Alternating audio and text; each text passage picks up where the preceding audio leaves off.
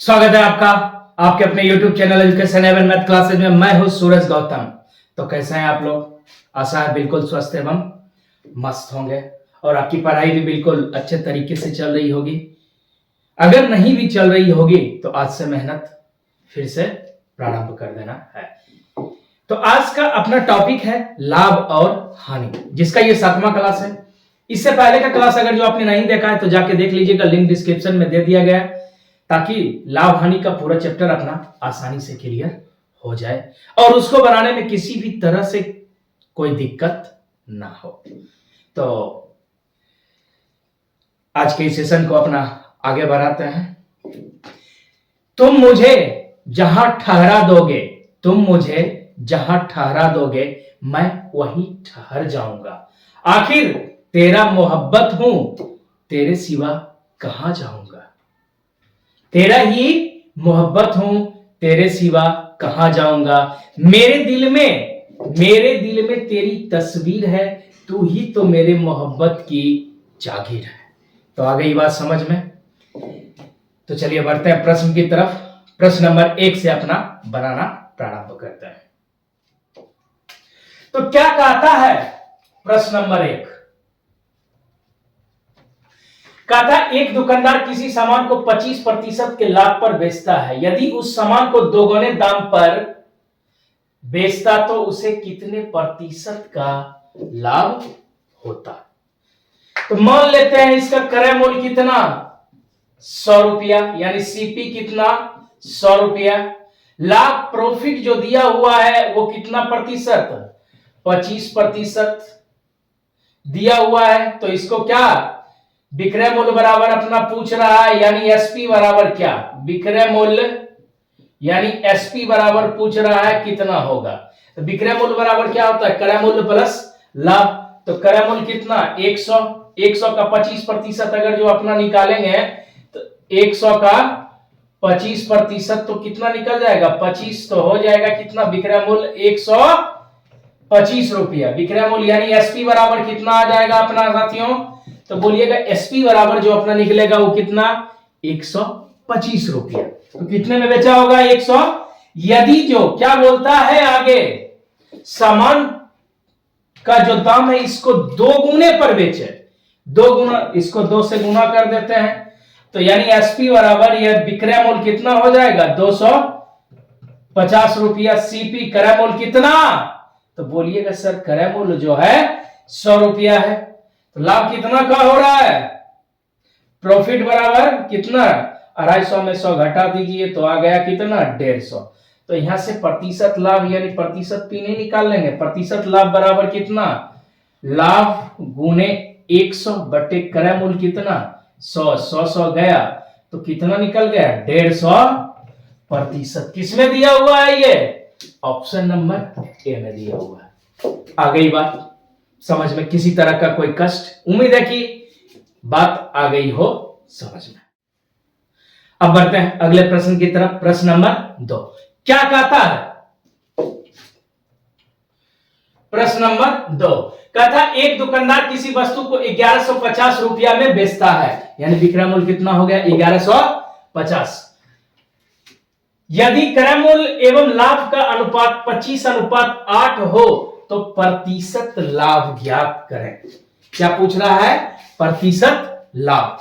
दिया क्या किया हुआ है डाटा के रूप में, तो विक्रय मूल्य यानी एसपी जो अपना दिया हुआ है, विक्रय मूल्य एसपी जो दिया हुआ है कितना, 1150।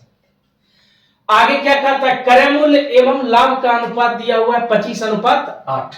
तो लिख लेते हैं, क्रय मूल्य यानी सीपी और लाभ का अनुपात कितना दिया हुआ है, लाभ यानी क्या, प्रॉफिट।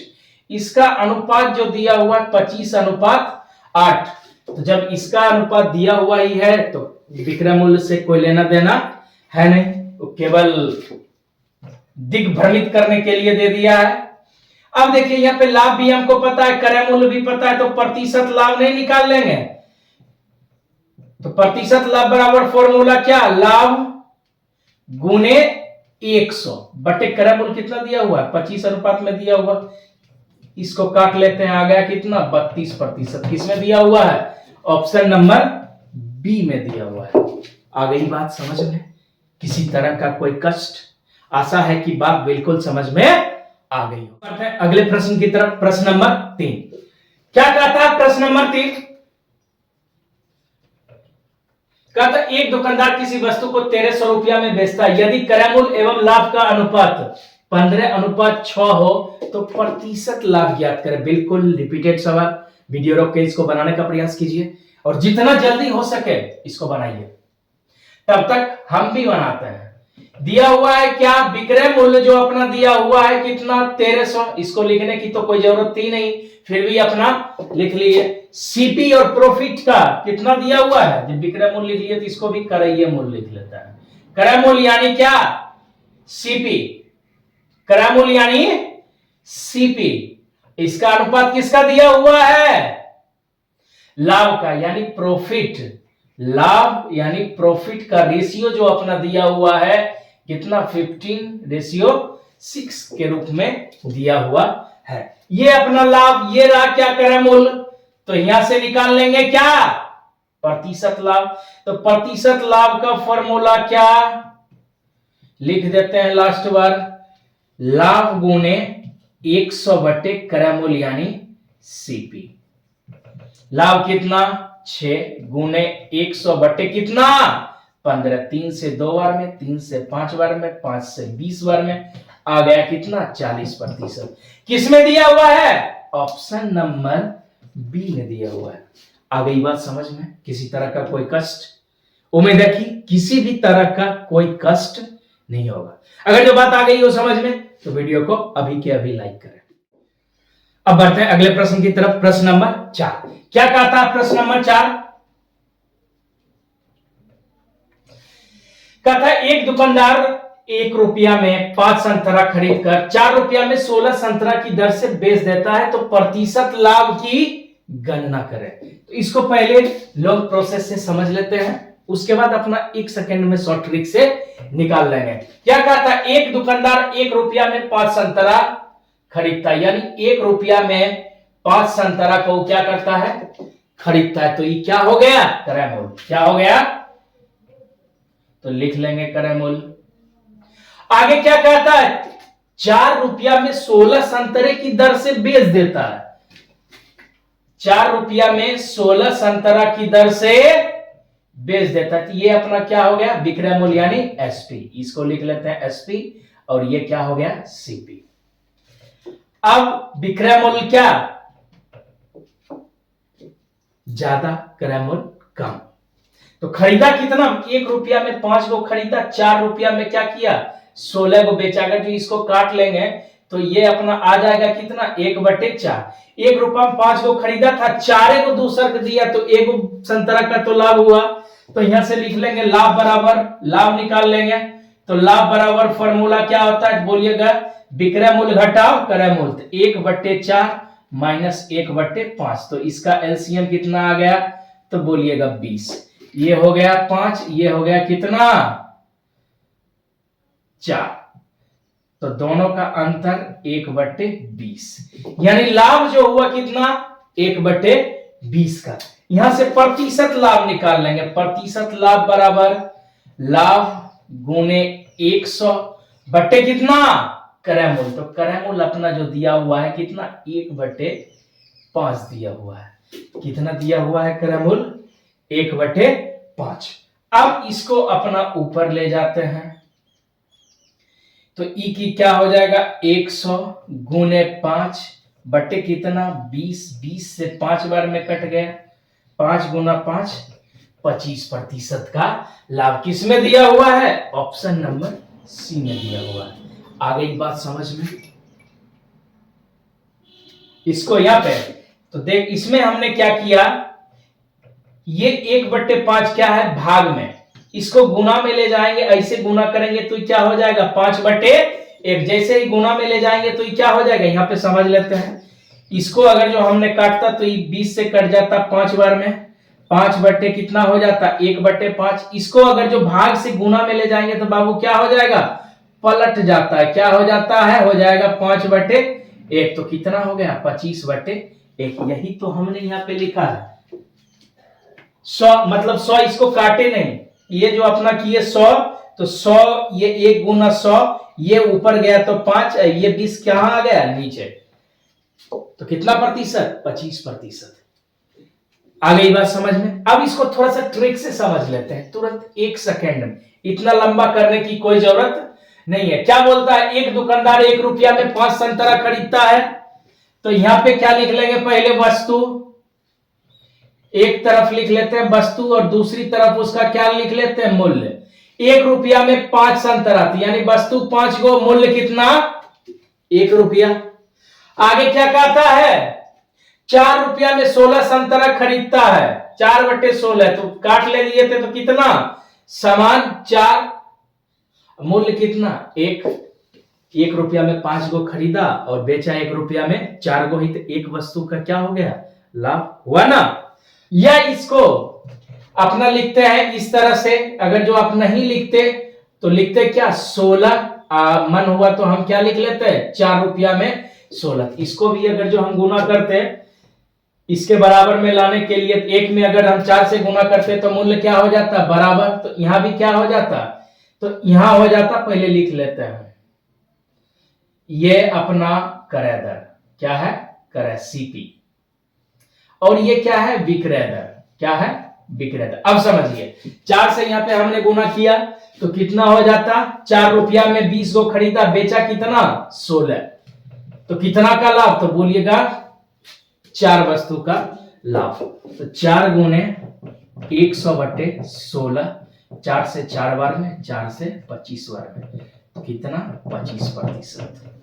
आ गई बात समझ में, किसी प्रकार का कोई कष्ट, अगर जो बात आ गई हो समझ में तो वीडियो को अभी के अभी लाइक करें, नहीं समझ में आए तो मत लाइक कीजिए।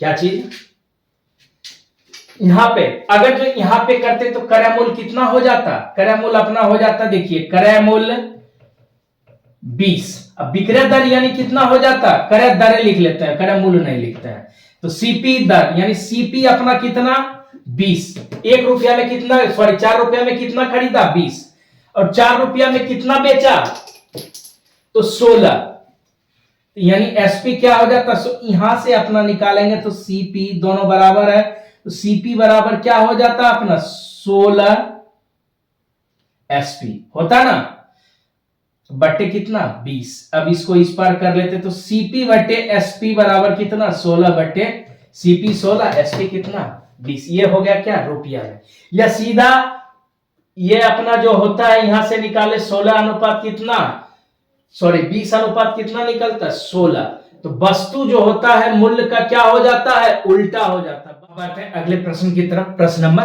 5 क्या कहता है, प्रश्न नंबर 5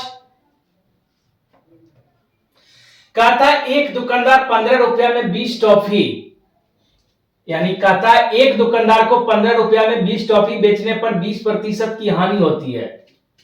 15 रुपया में कितनी टॉफी बेचे कि उसे 20% का लाभ हो। 15 रुपया में अगर जो 20 टॉफी बेचता है, कितना टॉफी 20 टॉफी बेचता है, यहां पे लिख लेते हैं बेचता है, तो कितने प्रतिशत की हानि होती है, तो बोलिएगा सर 20% की हानि होती है। तो हानि प्रतिशत अगर जो निकालेंगे तो 100 में 20% की हानि, तो कितना 100 में 20 घटा देंगे तो कितना आएगा 80। आगे क्या बोलता है 15 रुपया में कितना बेचे कि उसे 15 रुपया में कितना टॉफी बेचे कि 20% का लाभ हो, तो लिख लेते हैं x टॉफी बेचे तो उसे कितना प्रतिशत का लाभ हो 20% का, तो लाभ की स्थिति में कितना हो जाएगा, तो ये हो जाएगा 120। कितना हो जाएगा 120। बस इसी में अपना क्या करेंगे कॉम्बिनेशन बैठा लेंगे। लाभ की स्थिति में क्या विक्रय मूल्य ज्यादा, और हानि की स्थिति में क्रय मूल्य ज्यादा, बस इतना ही समझना है। अब कितना कर रहा है 20% का लाभ हो रहा है, 20% का लाभ हो रहा है, तो क्रय मूल्य कितना 80/120। इसको काट लेंगे तो कितनी बार में 6 बार में, ये अगर जो आएगा तो कितना 80/6, तो कट नहीं रहा है आगे ले जाएंगे तो ये हो जाएगा 13 छक 78, 2 6 गुना 3 यानी 13.33। ऑप्शन में क्या दिया हुआ है? ऑप्शन नंबर सी यानी 13 के नजदीक दिया हुआ है। तो लगभग कितना टॉफी बेचे? 13 टॉफी बेचेगा। 15 रुपया में 13 टॉफी बेचेगा तो उसे कितने प्रतिशत का लाभ हो जाएगा? तो 20% का लाभ हो जाएगा। एग्जैक्ट तो कट नहीं रहा, ये हो जाता कितना? 13.33। टॉफी तो तोड़ के बेच नहीं सकते, तो लगभग कितना बेचेगा? 13 टॉफी बेचेगा। तो कितने प्रतिशत का लाभ हो जाएगा? 20% का लाभ हो जाएगा। आ गई बात समझ में? अगर जो बात आ गई हो समझ में तो वीडियो को लाइक करें तथा चैनल को सब्सक्राइब करें। वीडियो देखने के लिए बहुत बहुत धन्यवाद। मिलते हैं अगले क्लास के साथ, तब तक जम के मेहनत कीजिए।